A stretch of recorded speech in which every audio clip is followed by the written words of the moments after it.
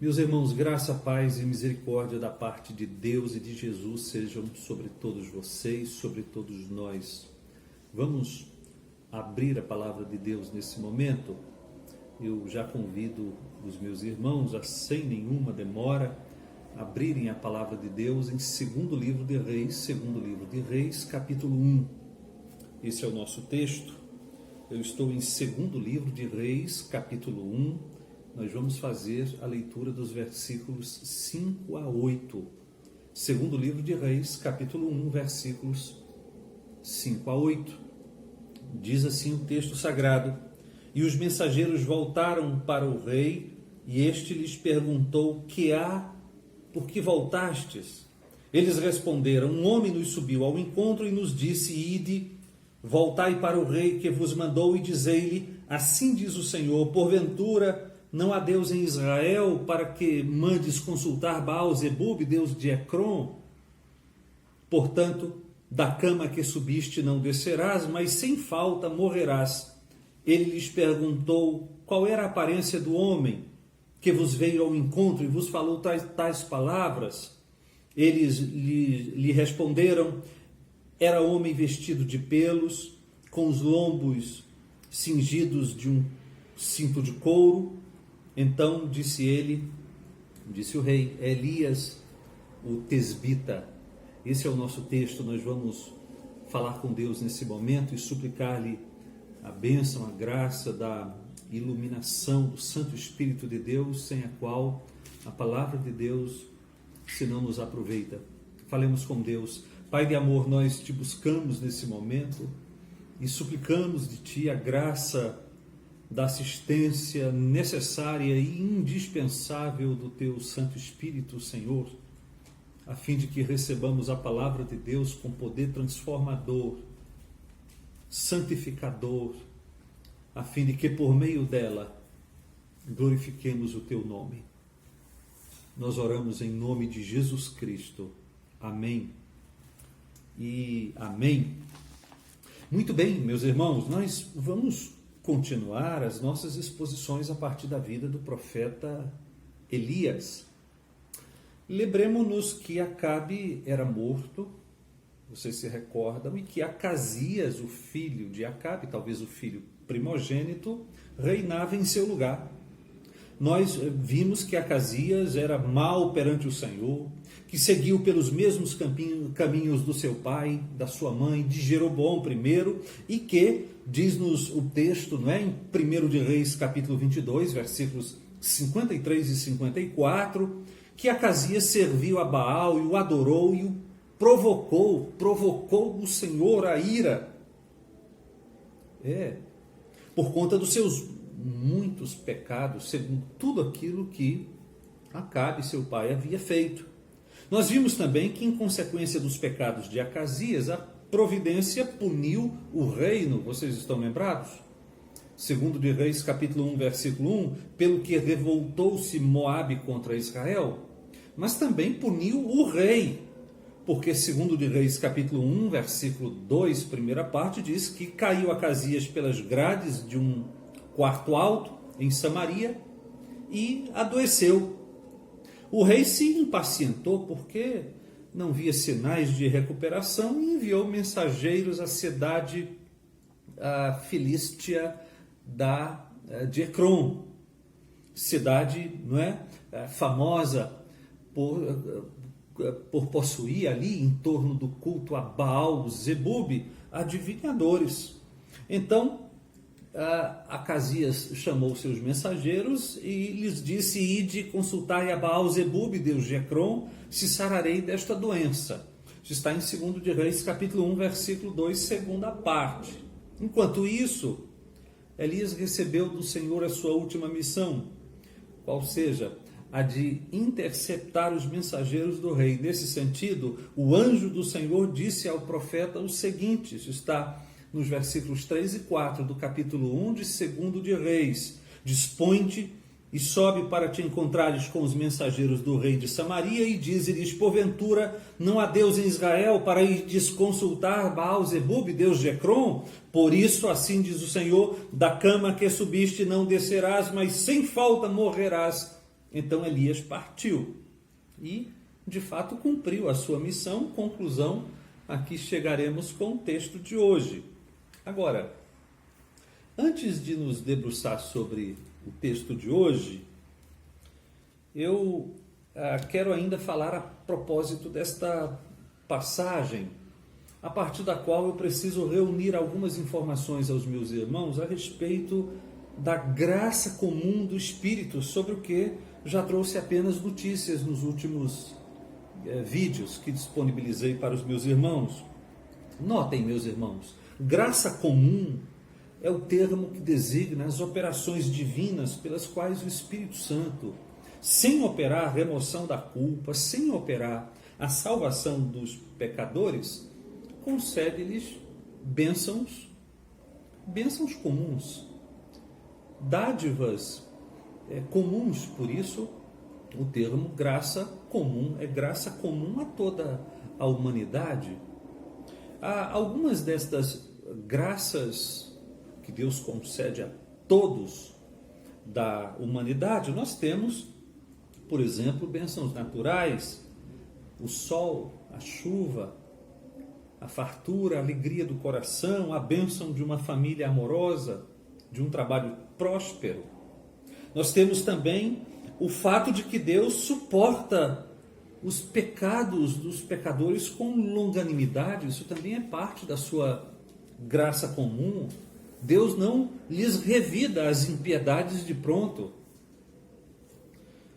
Terceiro, Deus também estimula nos pecadores a prática do bem público e privado, a admiração pela verdade, pela justiça, pelo bom, pelo belo. É a graça, por exemplo, que faz grandes estadistas, literatos, cientistas, músicos. E ainda, nesse ambiente das operações do Espírito na graça comum, Deus refreia o pecado dos pecadores. Sobre esse cerceamento de pecado, é notável que por meio dessas operações comuns do Espírito a toda a humanidade, os homens são impedidos de realizarem todo o intento perverso do coração. Mesmo o pecador mais nocivo à raça humana, possamos imaginar, não cometeu tantos pecados quantos poderia e quantos quis ou quereria. Por que não? Porque Deus refreia, cerceia o ímpeto pecaminoso através dessas operações comuns do Espírito. Operações que são mediadas muitas vezes pela consciência moral.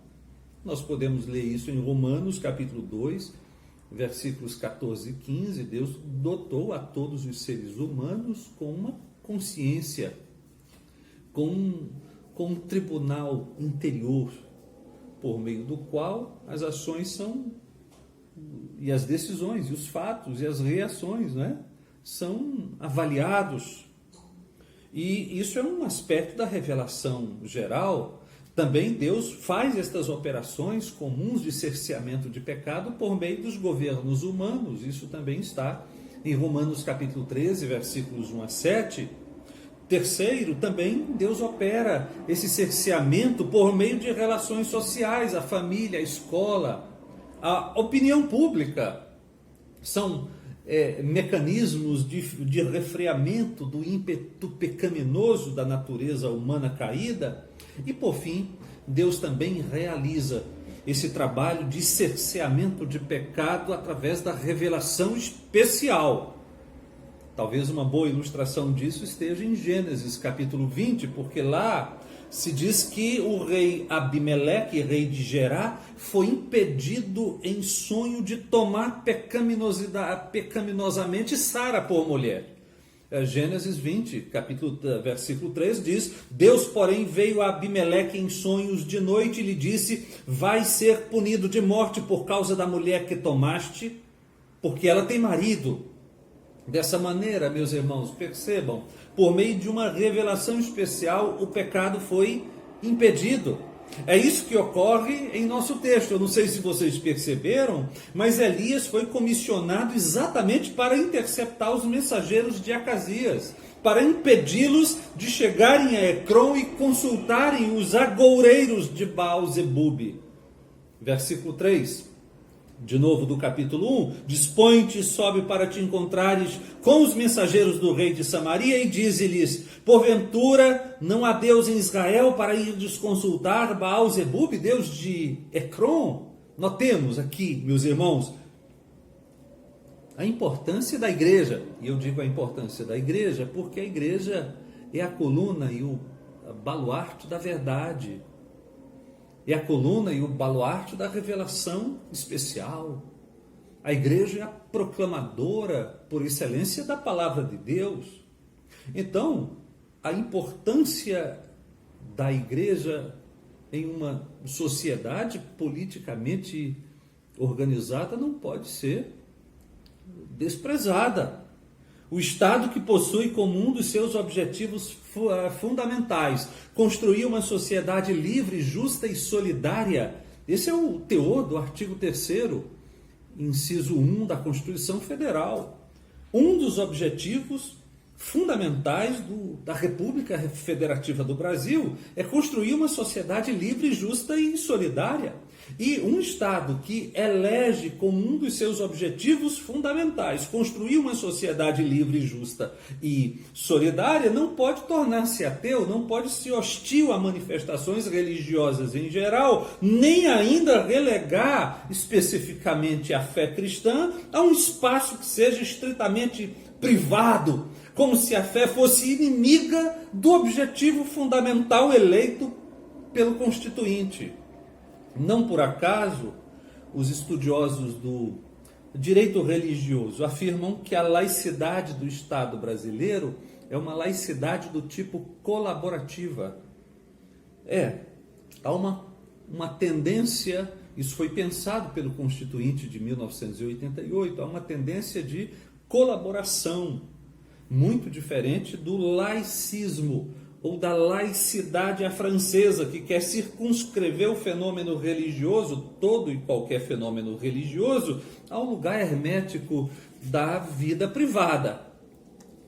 Bom, mas vamos voltar aqui ao nosso texto, porque agora nós ficamos sabendo que Elias realmente cumpriu sua missão, levou a palavra de Deus aos mensageiros do rei, impedindo-os de cometerem aquele sacrilégio contra o Senhor, impedindo o rei de cometer mais pecados ainda, e Elias o fez de modo eficiente, porque, por mais incrível que possa parecer, os mensageiros realmente retornaram ao rei do ponto em que foram interceptados pelo profeta. Agora nós já estamos em nosso texto, 2 de Reis, capítulo 1, versículo 5, primeira parte, diz: e os mensageiros retornaram para o rei. E por que isso é tão quase inacreditável? Eu vou lhes dar 3 motivos para o fato de que nós temos aqui uma espécie de fenômeno extraordinário. Em primeiro lugar, retornar ao palácio do meio do caminho representaria uma obediência por parte dos mensageiros do rei às ordens de um rei mau com poderes absolutos em mãos.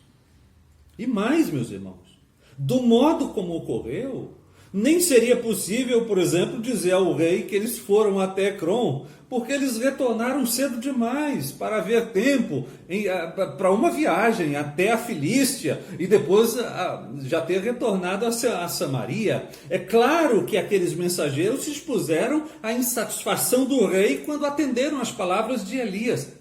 Esse detalhe ele fica evidente, por exemplo, no versículo 5, e os mensageiros voltaram para o rei, e este lhes perguntou: que há, por que voltaste? Em outras palavras, é certo que vocês não me obedeceram, vocês voltaram sem cumprir a minha ordem, agora vocês me devem explicação, o que houve? Em segundo lugar, as palavras que os mensageiros deveriam levar ao rei, convenhamos, não eram nada agradáveis. E, de fato, os mensageiros retornaram e disseram as exatas palavras recebidas de Elias. Ide, voltai para o rei que vos mandou e dizei-lhe: assim diz o Senhor, porventura Não há Deus em Israel para que mandes consultar Baal-zebub, Deus de Ecrom? Portanto, da cama que subiste não descerás, mas sem falta morrerás. Versículos 6 e 7 do nosso texto. Os mensageiros sabiam que estavam se expondo à morte ao retratar ao rei as palavras recebidas do profeta Elias. Reis ímpios como Acasias e seu pai Acabe não conseguem suportar palavras que contrariam seus planos odiosos, muito menos palavras que ameaçam a sua vida.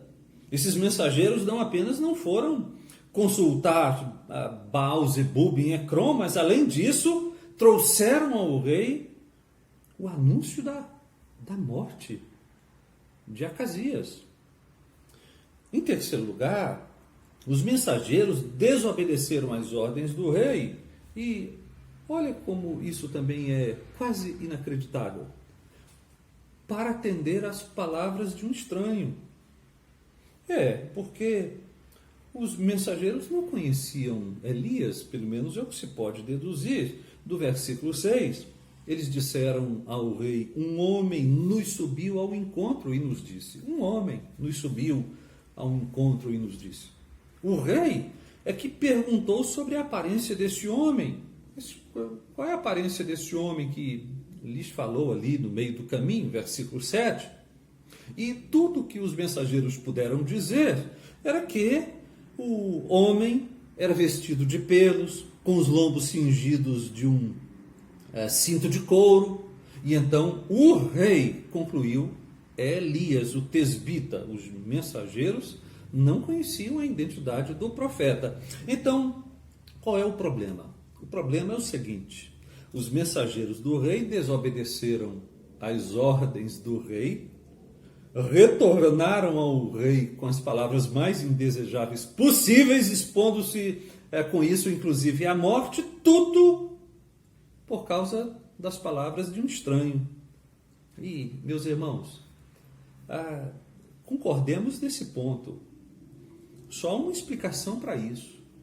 Aqueles mensageiros ficaram tão absolutamente convencidos de que as palavras do profeta, que eles não conheciam, eram verdadeiras, que de fato aconteceriam, que retornaram, destemidos ou não tão destemidos assim, mas retornaram e as reportaram ao rei nos exatos termos recebidos. É a única coisa que pode, é o único fato que pode explicar essa atenção, esse atendimento imediato às palavras de um desconhecido. Aqueles homens foram absolutamente convencidos de que aquelas palavras eram verdadeiras. E agora a pergunta que se impõe é: o que convenceu aqueles mensageiros a respeito da veracidade das palavras de um estranho? Teria sido, digamos, o semblante solene daquele ancião? Teria sido o aspecto rude, meio tosco, das vestes daquele estranho? Me parece que tudo isso está em jogo, sobretudo em uma época da revelação, em que Deus falava de maneira proeminente aos olhos. A exemplo dos sacrifícios realizados no Antigo Testamento, e não apenas aos ouvidos. Entretanto, há algo mais aqui. Os mensageiros sequer reportaram imediatamente ao rei sobre a aparência do profeta, só o fizeram porque, arguídos a respeito, eles tão somente transmitiram a mensagem que receberam, ainda que com grande risco para si, eu repito e enfatizo esse dado, e transmitiram nos exatos termos recebidos, porque os mensageiros as tiveram essas palavras como certas. Então, ao fim e ao cabo, só há uma explicação razoável para isso. Qual seria a explicação? Por que aqueles mensageiros de Acasias teriam retornado, atendendo prontamente às palavras de um estranho, com risco para si, pelo menos, com grandes chances de atrair a insatisfação do rei? Só uma explicação razoável para isso. O Espírito Santo os convenceu sobre a verdade da palavra de Deus. O Espírito Santo deu testemunho no íntimo daqueles homens que as palavras de Elias eram as palavras de Deus. E quando isso acontece, meus irmãos, quem disse importa menos do que o que se disse. Por exemplo, na experiência missionária do apóstolo Paulo, Paulo ficou extasiado com o que Deus fez por seu intermédio em Tessalônica. Ele disse a respeito daqueles irmãos amados de Deus, que reconhecia a eleição deles. Isso está em 1 de Tessalonicenses, capítulo 1, versículo 4. No versículo seguinte, o apóstolo acrescentou: porque o nosso evangelho não chegou até vós tão somente em palavras, mas sobretudo em poder, no Espírito Santo e em plena convicção. Mais adiante, no capítulo 2, Paulo escreveu o seguinte: outra razão ainda temos nós para incessantemente dar graças a Deus. Qual é esta razão adicional? É que, tendo vós recebido a palavra que de nós ouvistes, que é de Deus, acolhestes não como palavras de homens, e sim, como em verdade a palavra de Deus, a qual com efeito está operando eficazmente em vós os que credes.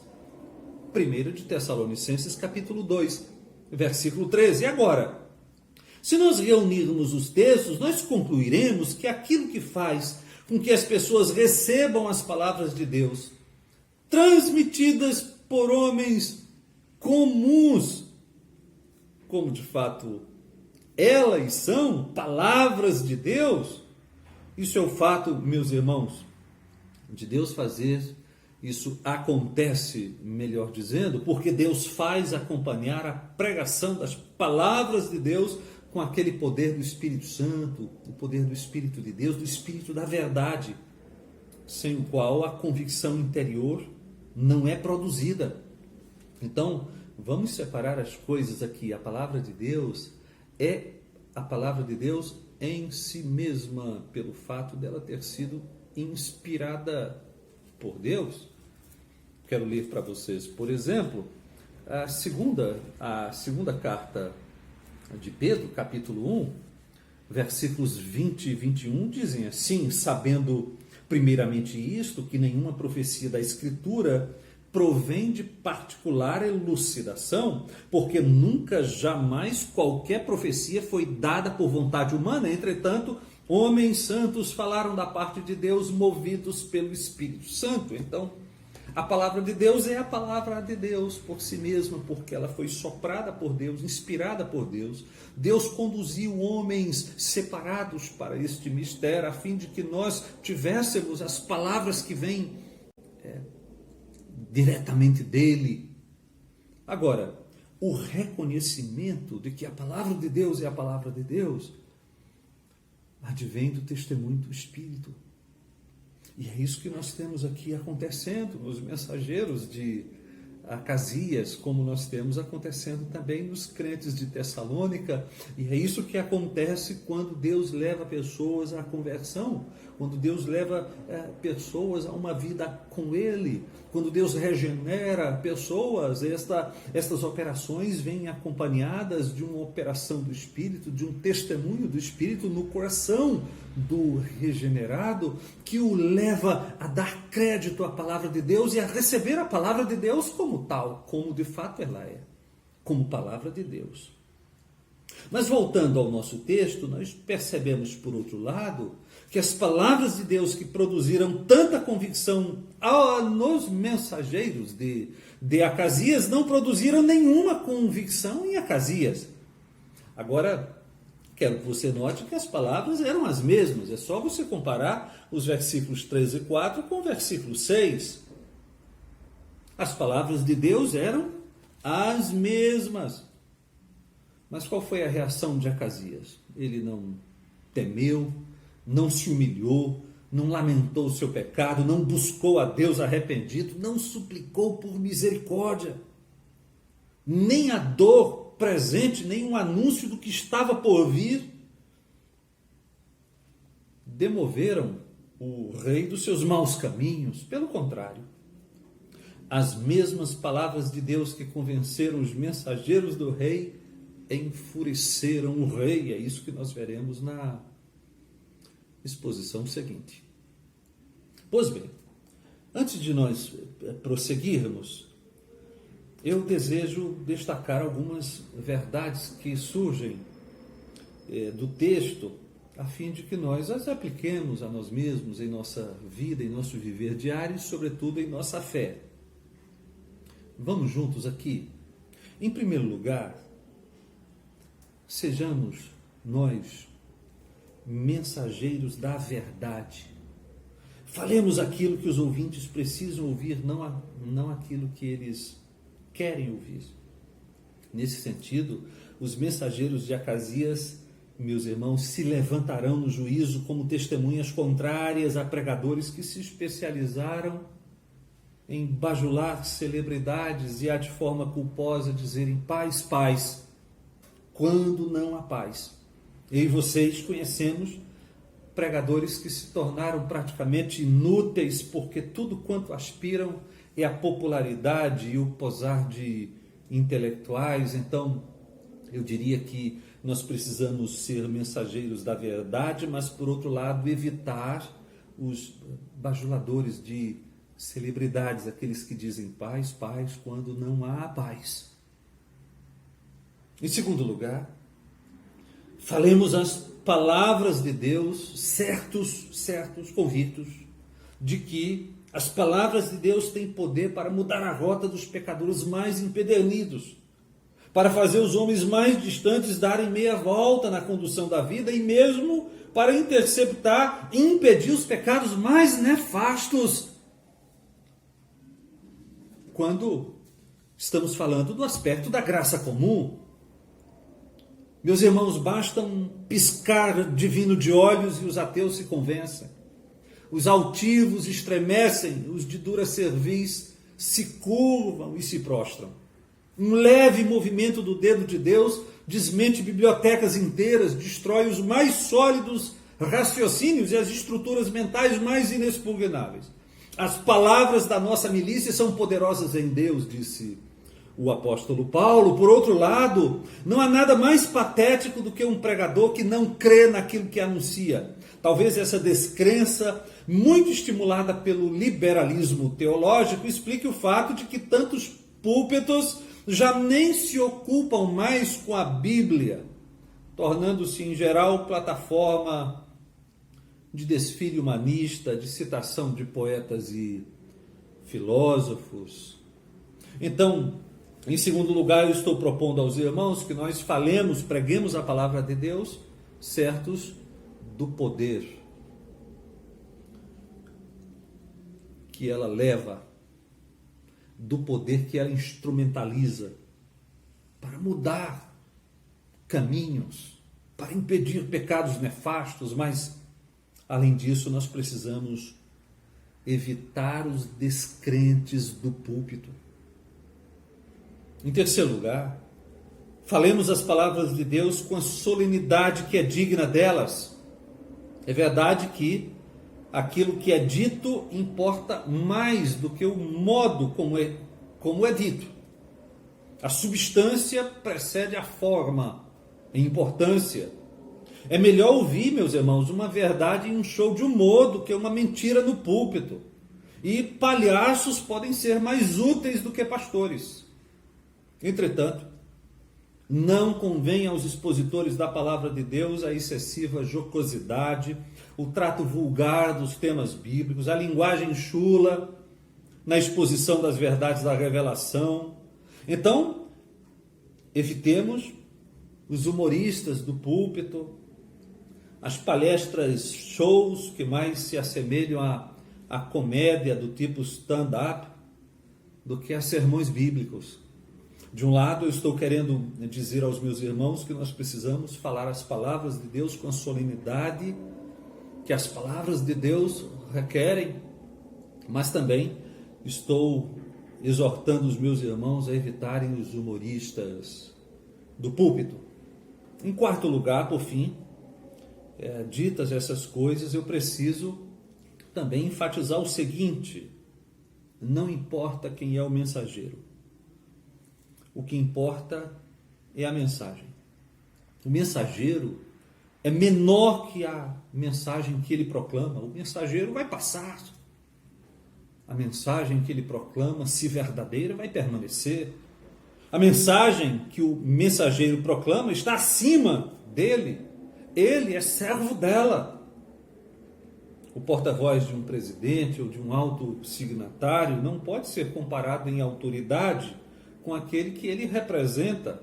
A autoridade da fala do porta-voz consiste exatamente no fato de que ele é apenas um porta-voz. Um porta-voz daquele que o comissionou. Paulo, refletindo sobre a natureza teológica do ministro cristão, disse o seguinte: quem é Apolo e quem é Paulo? Servos por meio de quem crestes, isto conforme o que o Senhor concedeu a cada um.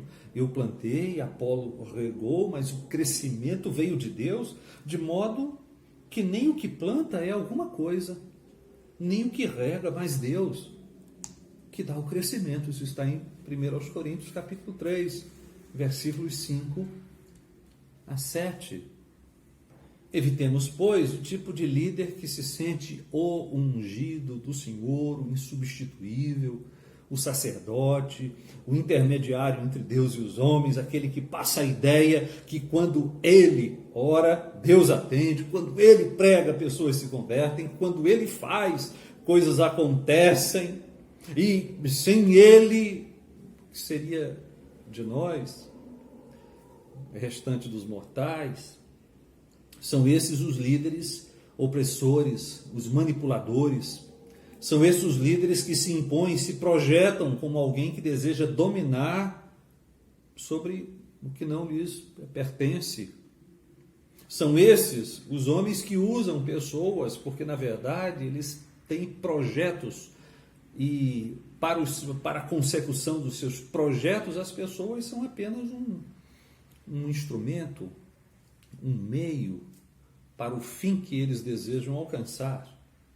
Então, a minha conclusão é que existem pelo menos 4 tipos de líderes que nós precisamos evitar: os bajuladores de celebridades, os descrentes e liberais, os humoristas do púlpito e aqueles que desejam dominar sobre o povo de Deus, aqueles que estão se dando